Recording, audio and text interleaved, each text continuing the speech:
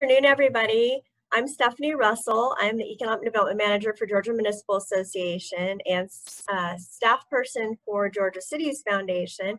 I want to welcome everybody to the development sessions. We're excited to have you here today. This is our another episode of our training series for economic and community development professionals. Just really quick housekeeping for you. We'll be doing some panelists and some presentations today. If you happen to have a question, please feel free to throw it either in the chat or the Q&A, and we'll try to get to that for you. This session is also being recorded, so we will be able to provide this for you at a later date on the georgiacitiesfoundation.org website. I'm going to turn the time over to our fabulous host, Mayor Matt Searles, and we're going to get started. Thanks, Stephanie, and good afternoon. Welcome, everybody. Thanks for joining us. I'm very excited about the topic we're going to talk about today, senior and workforce housing. I'm the mayor of the great city of Ocilla, a nice little small town in South Georgia. We're actually a GIC community, and for those of you who aren't familiar with GIC, that's the Georgia Initiative for Community Housing. We're in our first of 3 years of the program, and so I'm going to be very interested in the topic and the things we're going to discuss today. Just again to echo what Stephanie said, and you don't have to wait until after the presentations are over. As you have questions, either in general or based on something you heard in the presentations, you can go ahead and pop those in the Q&A box or the chat box. I'll be watching both of those. We're going to hold those till the end of the presentations, but go ahead and let them keep piling up. We've got a few questions that we can ask, but we're much more interested in making sure we talk about what you, the audience, wants to hear, wants to discuss, and at the end we'll kind of get into a conversation based on those questions. So don't be shy about that. Let me go ahead and introduce our presenters, our panelists today. We've got two great ones, and let me just give a brief description of the organizations they represent. The first presenter is Philip Searles. He's the president of the Beverly J. Searles Foundation, which is a nonprofit organization that specializes in partnering with local organizations to develop transformative housing communities. Our next presenter is Ms. Sarah Elizabeth Langford from 5 Points Development, which is constantly seeking out new opportunities and thinking outside the box to remain relevant. The evolution of real estate development is to be embraced, and 5 Points recognizes that being part of the conversation is essential to growth of the company.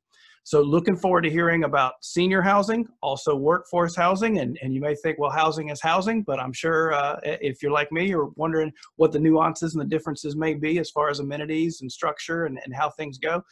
And again, as the mayor of the city trying to work on neighborhood revitalization and some housing solutions, I'm very eager to hear what's going to be said and ask some questions of my own. So I will mute mine and pass it over to Philip, who's going to give us a presentation, and then he'll go pass it on to Sarah Elizabeth. So Philip, it's all yours. Thank you very much, Mayor Matt, and good afternoon, everybody, and thank you very much for the time today. My name is Philip Searles, and I am the president of the Beverly J. Searles Foundation. A little bit of background on myself, and we'll kind of talk a little more about our company here in a little bit. But I've been in affordable housing here in Georgia for the past 12 years. Prior to that, I was an auditor for BDO Seidman and Georgia Pacific. So my background's actually in accounting. I am not a contractor by trade, and I can't sell your home. But what I can do is walk you through this process to help municipalities understand what affordable housing is, what it isn't, and provide some examples of what we have here in Georgia. So I'm actually going to take over here and show take over and use a slide presentation. Hope everybody can see that. This is just, I'm going to, for sake of just not trying to confuse anybody or embarrass anybody, I'm going to make this start from the very beginning and try to be as simple as I possibly can on the housing program.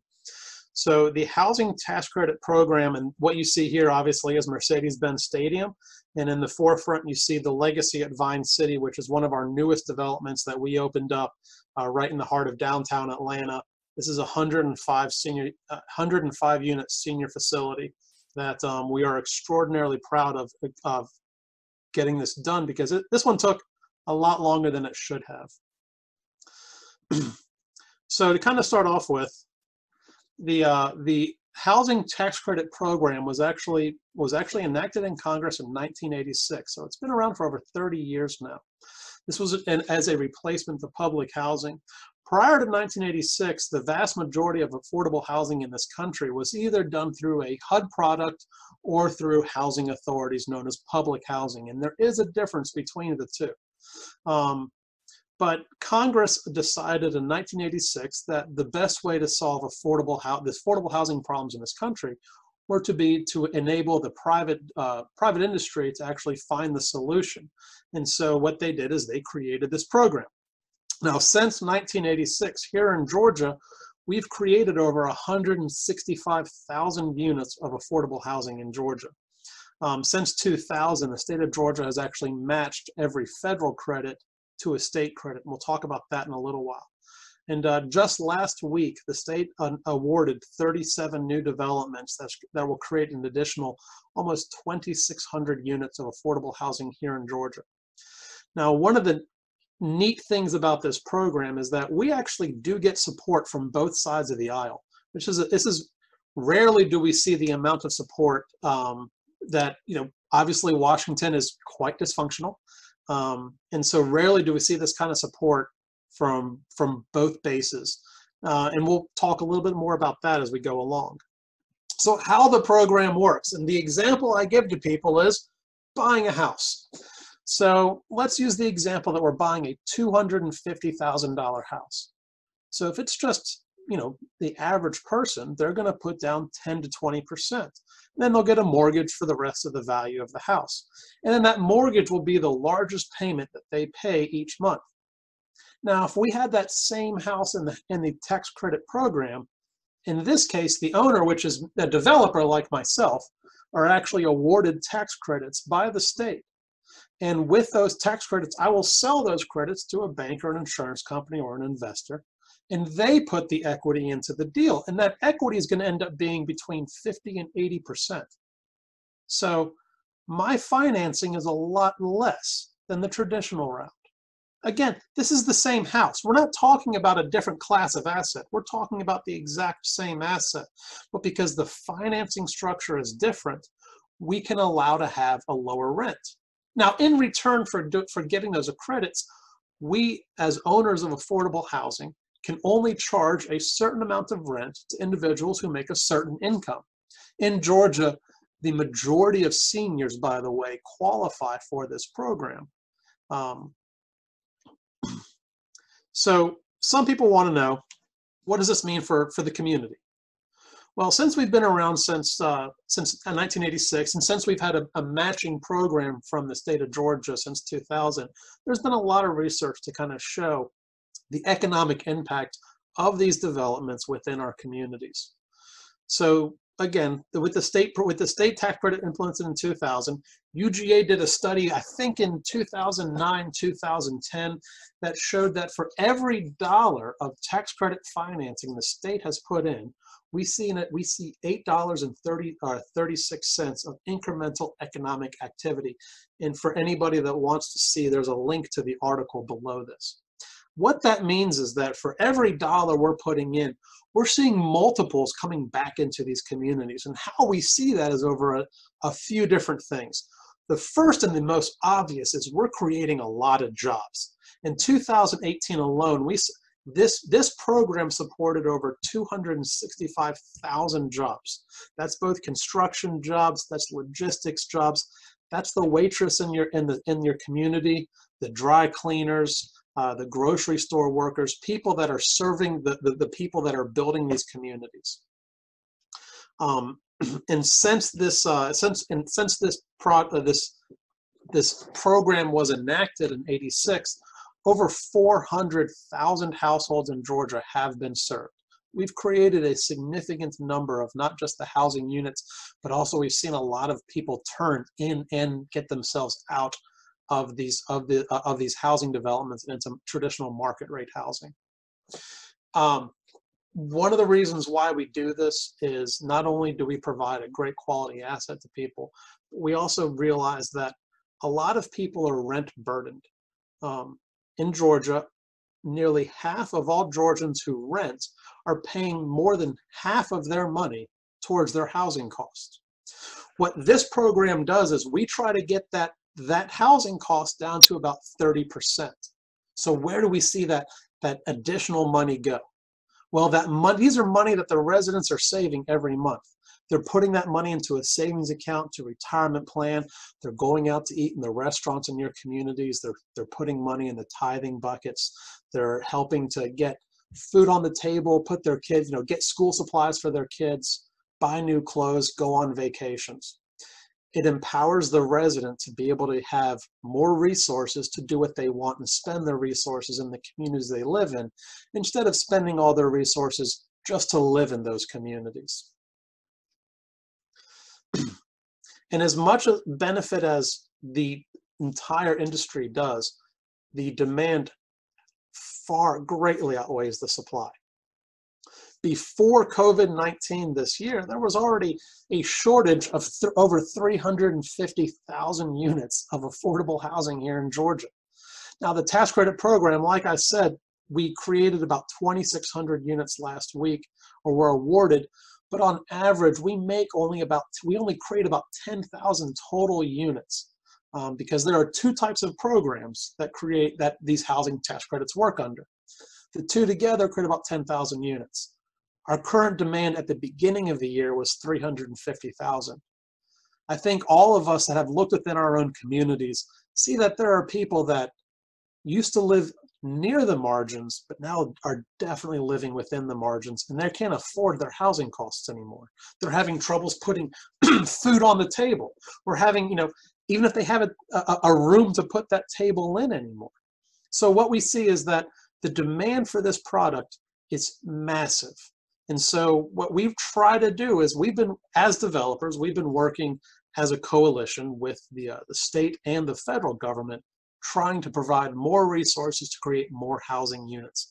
By the way, the photograph you see here on this picture is from one of our communities in Midway, Georgia. Midway has a population of about 3,500 people. So if you think your city is too small for these types of developments, please don't think that.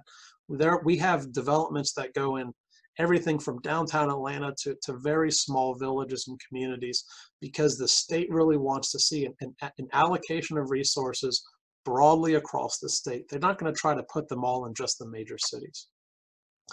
And like I had said earlier, that there are two different types of programs. The other type of program outside of what was awarded last week is through a bond process. Now, a lot of municipalities, you guys understand about issuing bonds and about creating economic development that way. Part of that bonding could also go to the housing. I hope that everyone on this webinar knows that as a state, we've hit our bonding capacity. So that means that from our side in the housing industry, we use about 76% of all of the bonding capacity on average throughout the state. What we have done, we have used all of it, and from an industry standpoint, we've actually been waiting to see if there's any economic development bond capacity that's going to be rolled over into the housing side, so we can create more units. But we're still only creating about 10, maybe 12,000 units a year of affordable housing. So if you're actually wondering what you can do to help out to create affordable housing in your community, as Mayor Matt had said earlier, they're a member of GIC. That's an amazing opportunity for every municipality to join. GIC really is a great intensive study, a deep dive that's presented by UGA that provides resources, knowledge base, provides tools, and just gives cities and counties a great way to help incentivize new workforce in senior housing in their communities. From the other side, but outside though, I'll let you know that proper infrastructure is a must. If a developer like myself or Sarah Elizabeth Langford is coming into a city, we have to be on sewer. We're not allowed to be on septic. That's generally a pretty big problem. Now, if we have identified a site along with your help and we know that it's not on sewer, there are ways to work with developers to help expand your sewer capacity, to help run sewer lines out to our site. We can actually help pick up some of that burden. And there are ways, give and take. One of the things that we say a lot in this industry is there's more than one way to skin a cat. And so if there were a way to work through, instead of using building permit fees, those fees might end up going to cause, to creating more infrastructure and expanding your existing sewer network. You can engage with your local contractors and trades. If you have plumbers and electricians and HVAC techs that live in the city, especially in a smaller town, it's a great benefit when the general contractors of these developments come in that they have a list of all these different trades, because it's a lot less expensive for us as developers to pay somebody who lives in the city than to have to drive somebody into town from somewhere else. So we want to create jobs in this community. And from an economic development standpoint, you have a great opportunity of bridging your local labor with some of these outside contractors that are coming in that are working on these developments.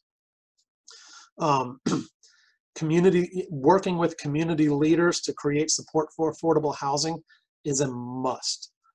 There's a lot of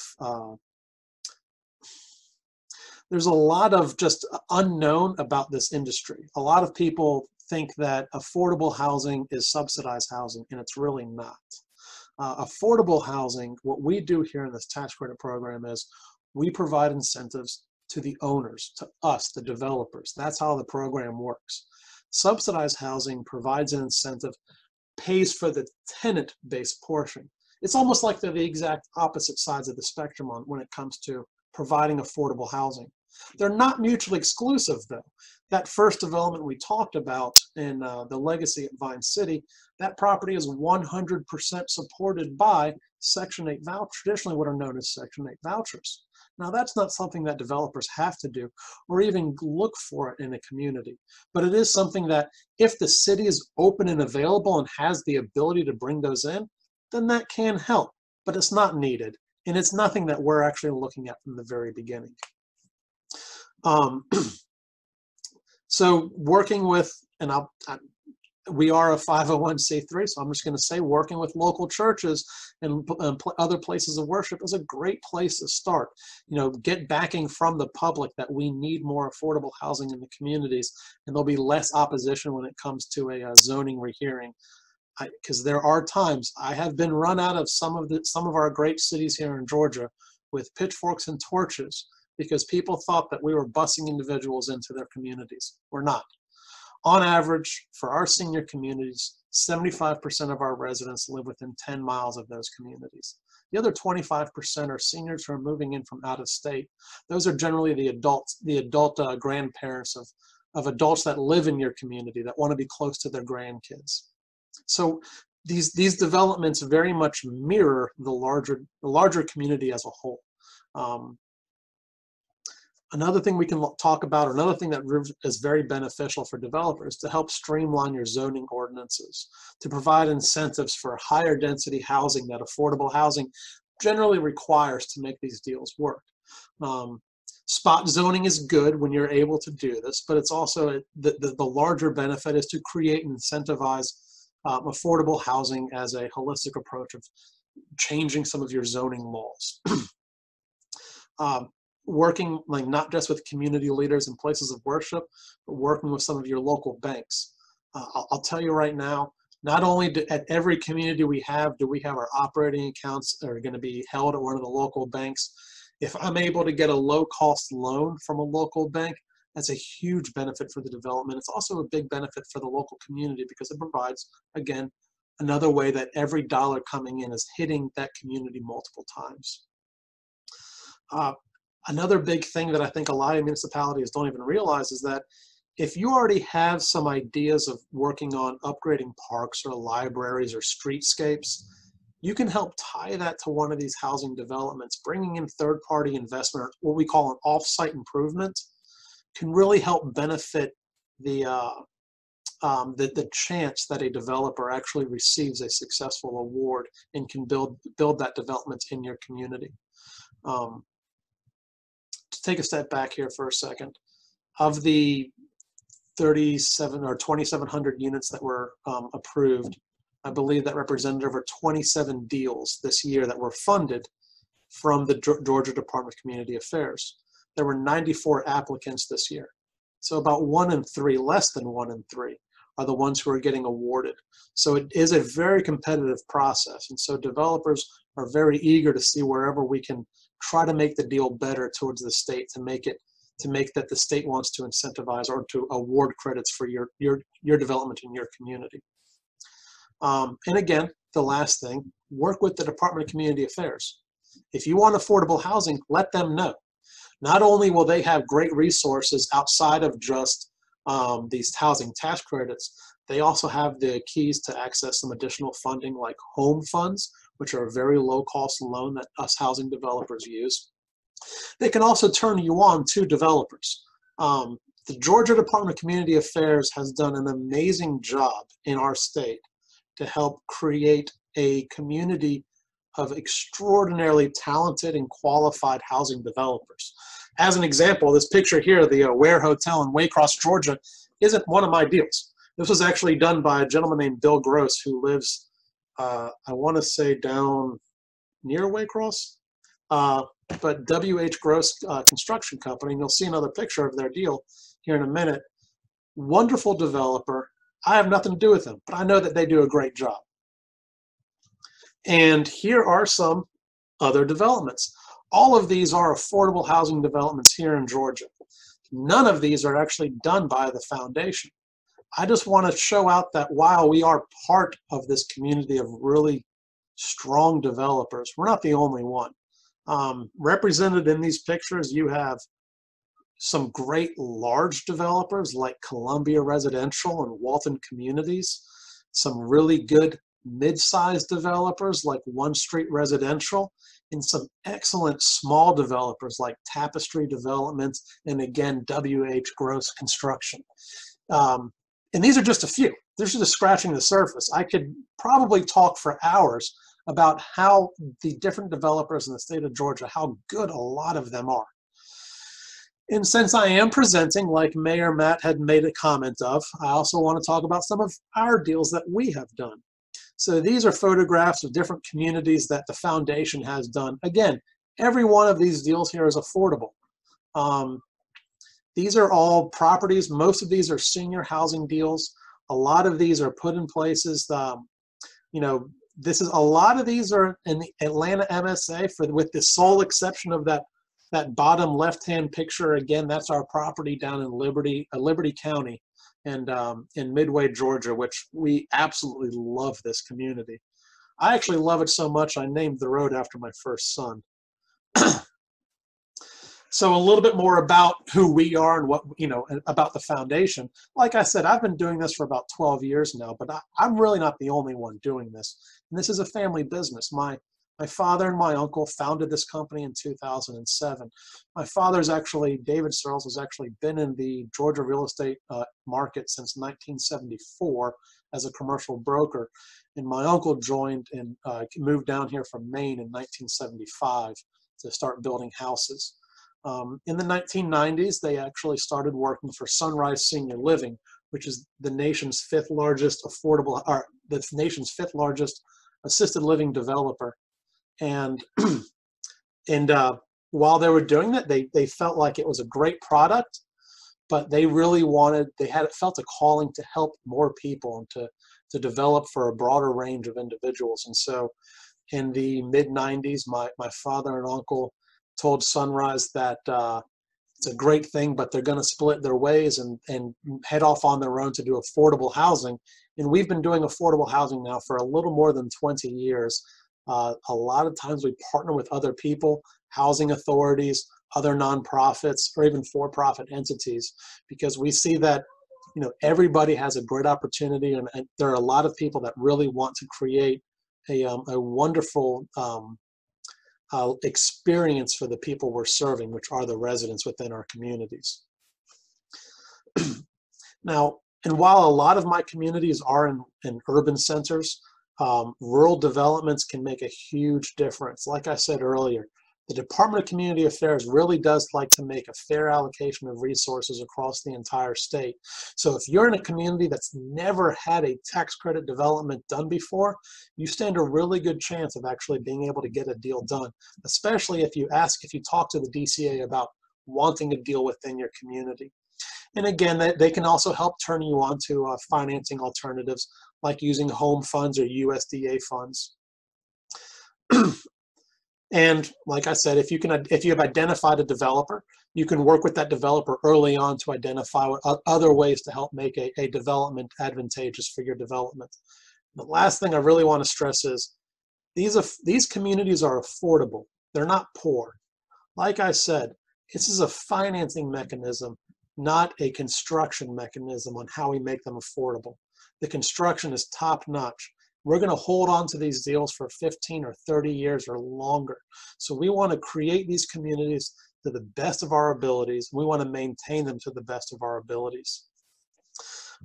In this picture, you can see this was actually a roof-topping party that we had in Vine City, where we invited the local community to come in. We partnered with the church, and so we had local parishioners come in and write Bible verses on behind some of the walls on some of the studs, just to kind of get a way to invite the community to help them feel like this was a development for them, not just some outside group coming in and doing that development. And it was during that time actually that I was introduced to Cassius Coleman and his president, Sarah Elizabeth Langford. And I would like to turn things over to Sarah Elizabeth at this time and let her kind of speak a little bit. Yeah, thank you so much, Philip. I feel like you summed up everything perfectly. So I won't be very long.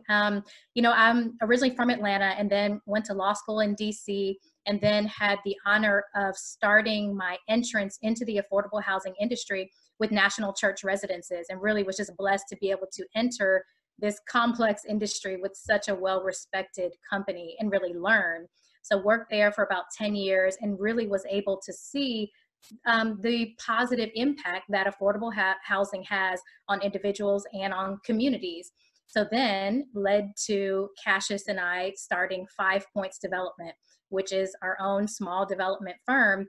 And of course, we knew that in this industry, when you are often receiving financing from government entities, experience is key. So of course, I think Philip mentioned $1 in the tax credit arena leads to about $8.36 of economic activity, or enables individuals to only spend about 30% of their income on their housing. So in that valuable of an industry, you must be well experienced. So that is where 5 Points started partnering with different larger developers and more experienced developers like the Searles Foundation.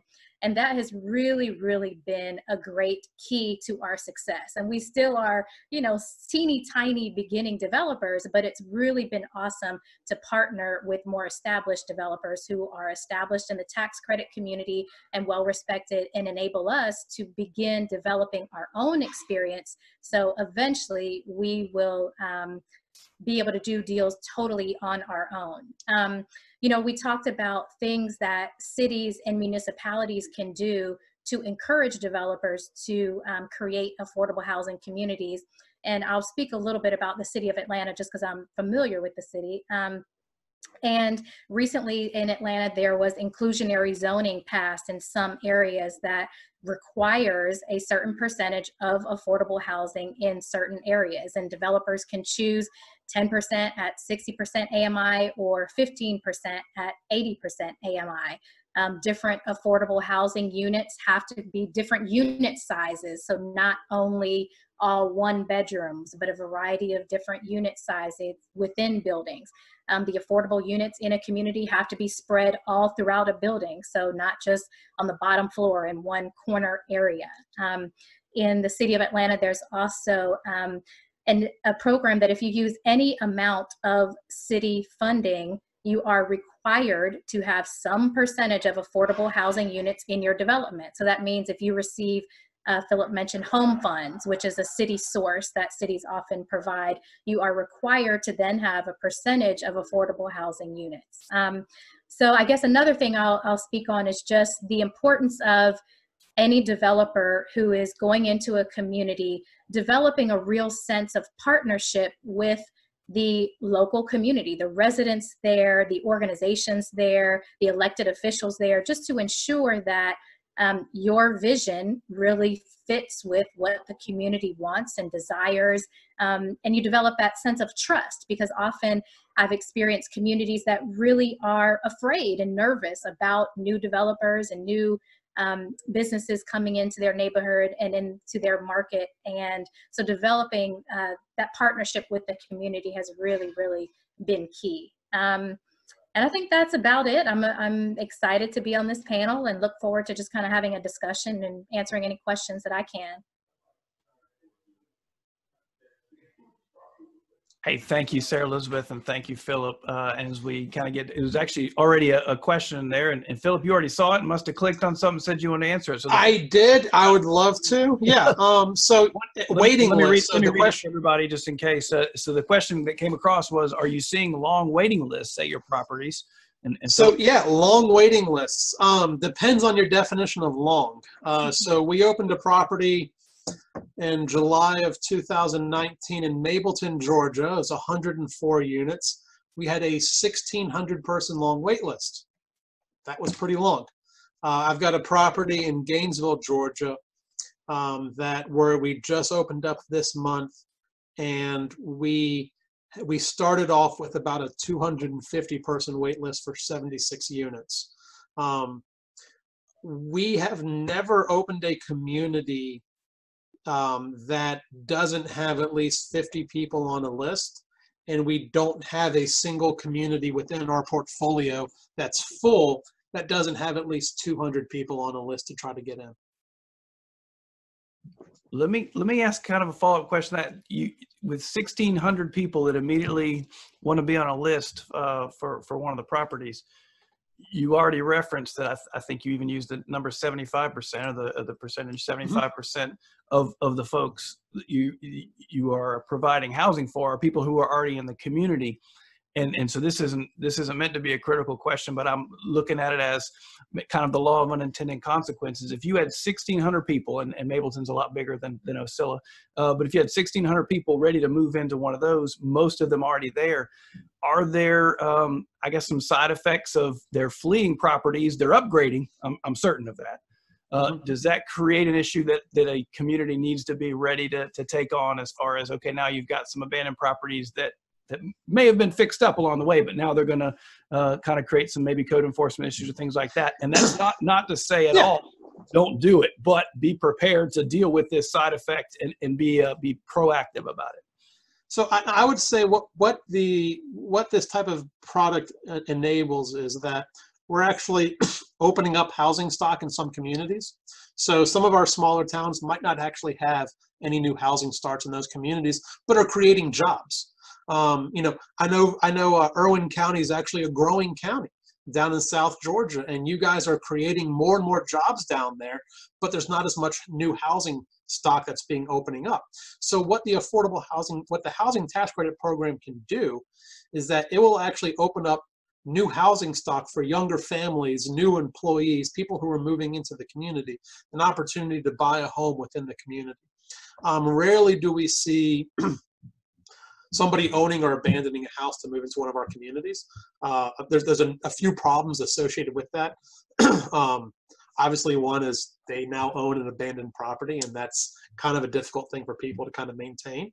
But what we end up seeing sometimes would be people who might end up having, parents move back in with them because they, they're just, they need to be closer to home, but there wasn't an option for them to be home. Or you end up having people in subsidized and substandard housing. Could be you might have had some housing that was already on your list within the city of saying this is a problem house, but it's occupied right now, and it's kind of hard to really put the screws to the owner of that house because they're renting it out and they're collecting money and they're squeaking by. But now you've taken that population, that renter population, and put them in a much better quality product, and you have the strength to go to that homeowner that maybe that homeowner that you want to put code enforcement on, and you have that ability to because now they don't have renters for their house anymore. You guys in the audience, feel free, keep pouring in the questions, but I've got several to fill the time while you come in. Philip, you actually talked about, and I like the way you succinctly put the difference between subsidized housing and affordable housing. Sarah Elizabeth, you talked about some of the percentages that are required. And so if somebody said this, I'll apologize for asking you to repeat it. But when we use the term affordable housing, is that tied to a percentage of, median household income? Because I know affordable housing in Osceola is going to be a different definition than Metro Atlanta. And so what's I guess if there's a universal definition for what makes it affordable by a percentage of income or things like that, what is that for everyone?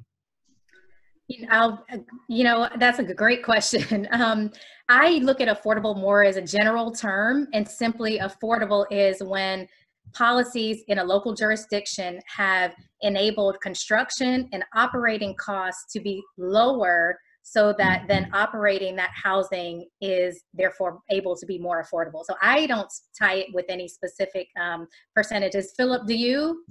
So yeah, actually, the state, the requirement for the state is 60% of the what they call the area median income, and that income is going to depend on every jurisdiction. So Mayor Matt, Osceola might have a different one than Irwin County. My guess is they probably don't. And my guess is that for a lot of the rural communities, that there will be what they call a USDA rural income amount. Along that line, though, when we're looking now, excuse me again, an investment of this type would probably represent, in Midway being the closest thing we have in a rural community, Midway was about a $15 million total investment with the foundation. And we're on the line for that. And so one of the first things we do when we're looking at a new community is we actually will engage a market analyst. And that market analyst will tell us, we'll say, we want to charge rents of X. And that market analyst will look at the local market and say, okay, well, X is higher than what the local market's already charging for market rate rents. Well, that means we know that we cannot do a deal at either at X rent. We have to do it less, or we just can't do the deal there. One of the great things about the housing program, though, is that we can generally do our best to make X more competitive in any market, including small rural communities, than what's currently being done in the market area. We've got a question that actually relates a lot to that. Are rent rates locked in for a while, or can they go up each year? And if so, are they limited to a certain percentage? So what are the rules on rent rates there when you do a project like this? Oh man, you're getting me into compliance now. Whew. No, audience wanted details. If I had my managers on board, they would probably answer this a lot better. But yes, rents can go up annually. They cannot go up, I believe, more than 2 or 3%. My managers know better than this than I do, but I believe it is a 2 or 3% maximum allowable rent increase. It's got a governor on it essentially along the way up, and it's exactly okay. Pretty much, you're just trying to allow to keep track with inflation at that point. Yeah, and so one of the things we look at is, we have staff we're paying for at these communities. We're paying for, for our senior communities, we actually pay utilities for our residents. And until I can maybe get a break on the water bills, because I know those go up from time to time, we take into account that as we move on, the cost of living will increase in these communities, and so we do increase rents, but we try to keep rents, again, that they are restricted at how much they can increase. This is a little broader question. The next one is for either one of you. Are communities providing financial incentives to attract the developers to build in their communities? And if so, what are they providing? I'm sure you've got some examples of, and you listed some, Philip, in your presentation about things need to be done infrastructure-wise and some of those other things. So go ahead and follow up on that. So yeah, so outside of infrastructure, things like if you're building a new park, or if you're building a new, if you have like an upgraded sewer system or something like that, if the city owns the land, that's a huge incentive. You guys, I think you guys own a lot of land in your communities. If you're willing to kick in the land into a deal, That's a massive incentive alone to help create these developments. So I think that's probably one of the biggest and easiest ways. That doesn't really cost a whole lot of money, because what we're doing is we're taking an asset that's probably not collecting $1 in taxes, and you start collecting more than $1 in taxes. So there's a benefit here for the communities. Outside of that, if there are USDA rural grant programs, if, like I said, the DCA home funds, there used to be TCAP exchange funds, and we spoke a little bit earlier before the presenter got on, or before we started. If you're in an opportunity zone, opportunity zones do work well with tax credits. I know they're few and far between. I kind of wish maybe we had a bigger say in who got the opportunity zones, but that wasn't that didn't come across my desk.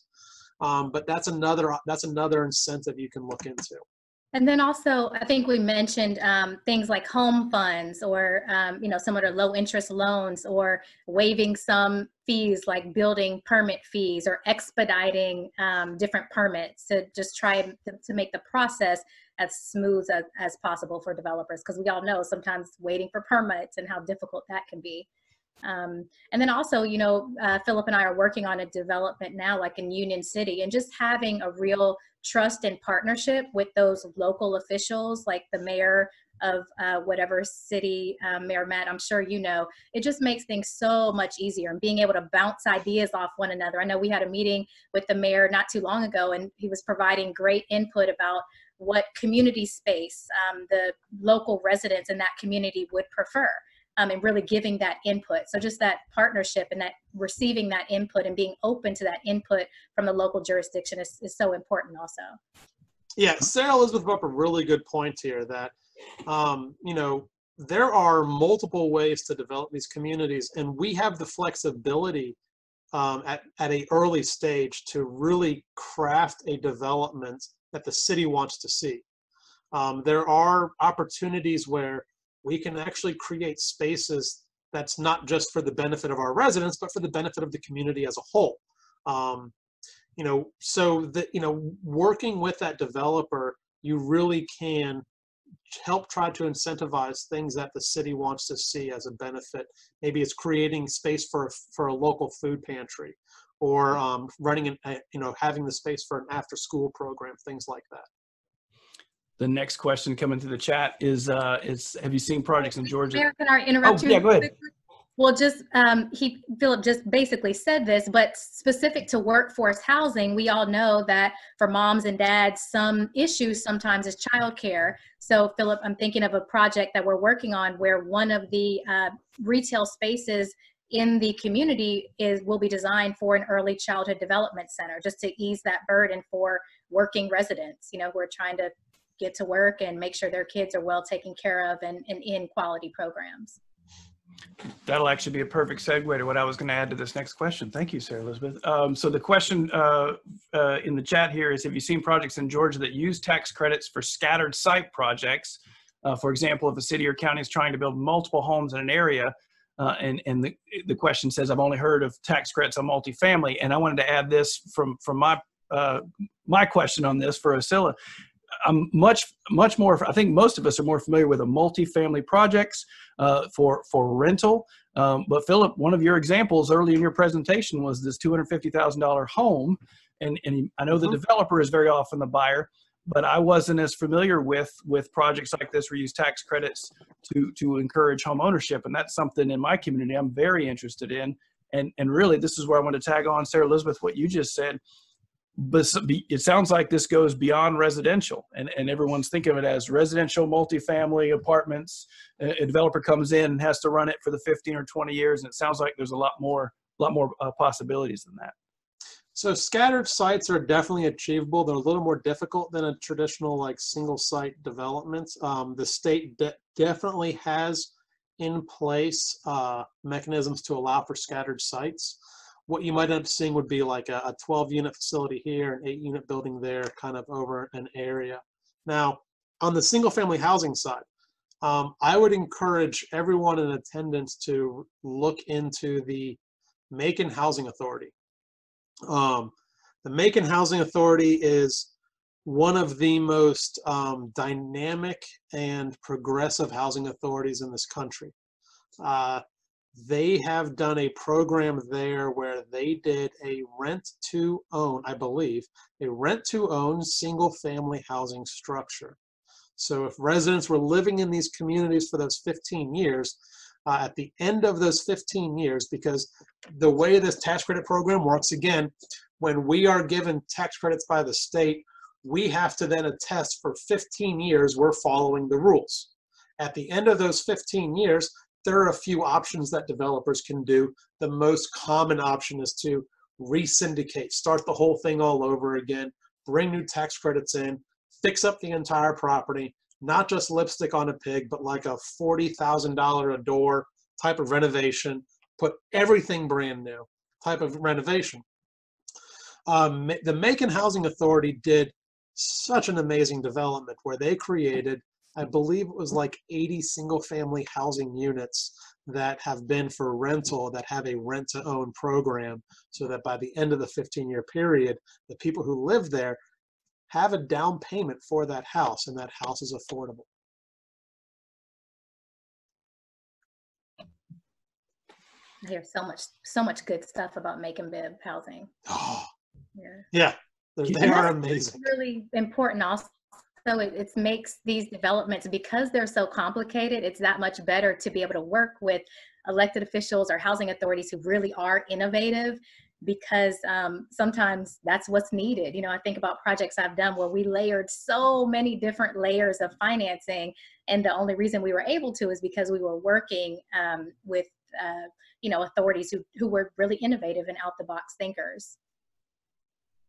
And I don't know if Macon's got some examples of this, but again, Sarah Elizabeth, you mentioned a child care facility inside a retail space. So this goes beyond residential. What are some of the other commercial applications you can use low or the tax credit program for? Yeah. So it's a bit difficult. This is when we're starting getting into a little more of the nuance of the law. The law allows for something called a community service facility. And that is only allowed if your site is located in a qualified census tract, a QCT, which I believe some of our communities have.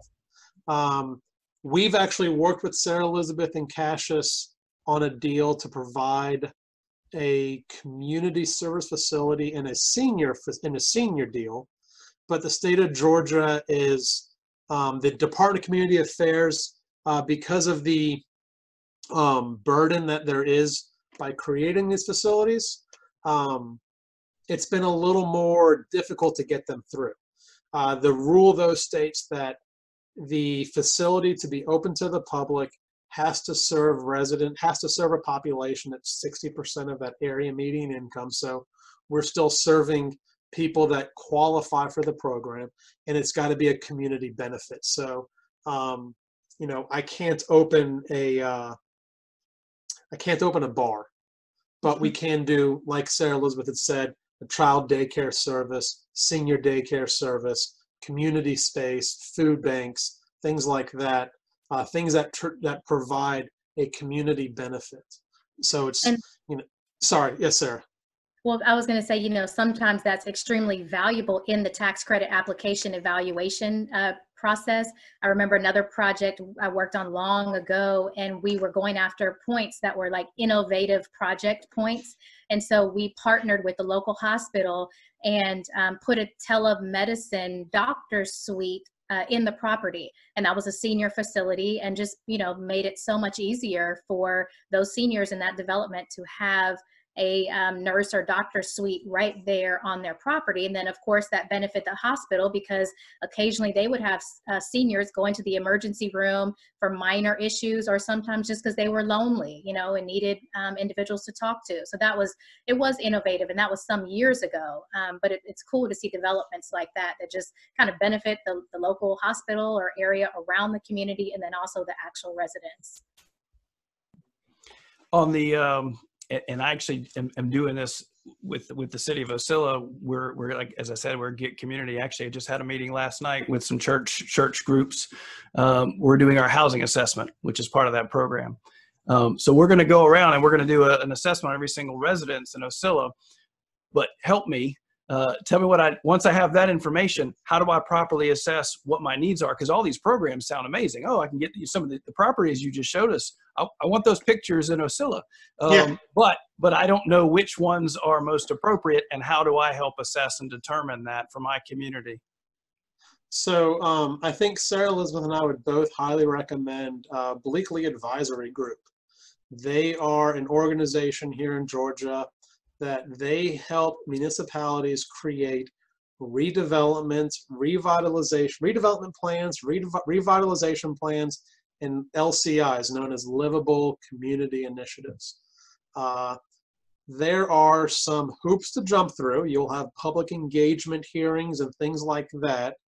But going through this program, those also greatly benefit a developer like Sarah Elizabeth and myself, because if your community has a redevelopment plan and you have targeted part of your city for affordable housing, and you have done your public and community engagement, that actually makes your site, your city, much more attractive for us to come in and do a deal, because the state gives points for that. Because Mayor Matt, just like you said, you guys want to do this assessment. It's a lot better if you identify the need of affordable housing and we come in to help fill that, versus us just coming in and saying, we're going to do affordable housing. We don't care what you think. We don't really, we're not even going to talk to you. So that kind of initiative that cities can start with is a huge benefit. So I would recommend, like I said, there are other organizations out there, but I think most cities use Bleakley. That's kind of like the gold standard. It's nice to look at the pictures and want that, but finding it appropriate, making sure it's nice to drive by them a lot more. I would think. Exactly. Yeah, exactly. I don't see any other questions in the chat, so I've got one last question. It's for my personal benefit. So if I want to make sure that either the two of you or somebody else in your industry talks about Ocilla, just like you just did about the Macon Housing Authority, what types of behaviors, you gave us some examples of policies to make sure we implement to make it easier. What kind of things do I need to do and kind of instill in my community so that we can be a success story, and you'll use the great city of Ocilla as the poster child on the next webinar? We are beholden to the Department of Community Affairs. For everybody that's listening, and if you guys really want affordable housing in the community, I would reach out to Jill Cromartie, to Ryan Fleming, to Commissioner Chris Nunn, to everybody at the DCA, and let them know, hey, we want housing development done in our community. I will say that I feel confident saying that you can speak to anybody at the Department of Community Affairs and ask them for their honest to God opinion on because ask them, who are the good developers you should talk to? Because, some developers don't work in certain parts of the state just because it's too far away. Like I said, Bill Gross lives down in Waycross. He doesn't really want to drive, up to Blue Ridge, although I love Blue Ridge. It's a different thing. And so I feel confident. I know that for Sarah Elizabeth and myself, anybody at the DCA would feel very confident saying that we are, maybe a good developer to work with. I know they can't recommend developers or consultants. I was hoping for maybe a private conversation with them. But other ways to do it, you can reach out to the Georgia Affordable Housing Coalition. That is the state coalition that has a large majority of the tax credit developers. You can actually get a list of the members in there. You can research websites. You can see who's doing work near your area. You can see the kind of work they do, and if that's something you're interested in, you can generally reach out to somebody through a website. Stephanie will send out mine and Sarah Elizabeth contact information as well. I will go anywhere I know we both will go anywhere in the state. We work together on a lot of work, on a lot of deals. And so, if you're getting one of us, you're getting both of us kind of, consistently across the board.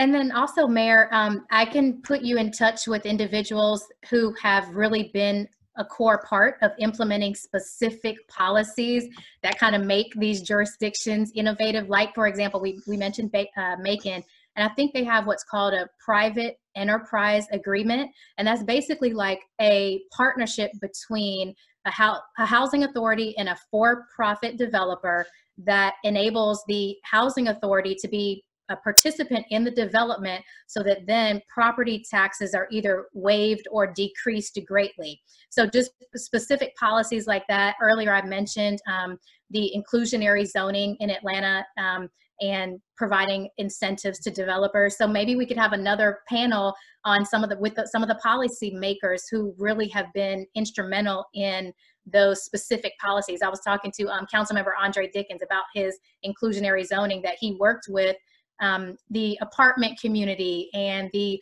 local advocates and elected officials to make sure, and developers also, to make sure that it was okay and suitable for all the different stakeholders. So I think we need another panel with some policymakers. But yeah, that private enterprise agreement is one of the things that makes people say Macon Viv is so cool. I see Stephanie shaking her head yes, so I think you just laid the groundwork for a future. Yeah, we were actually just in here talking about doing a part 2 to this, because that's exactly the direction this needs to go. So. And Philip, you referenced it, but Corin Thornton's making sure that everyone understands DCA cannot recommend developers or consultants. I know the DCA can't. Yeah. Thanks, Corin. Yeah, but I will say though, you also, if you just want an open list, the DCA publishes who gets awards every year.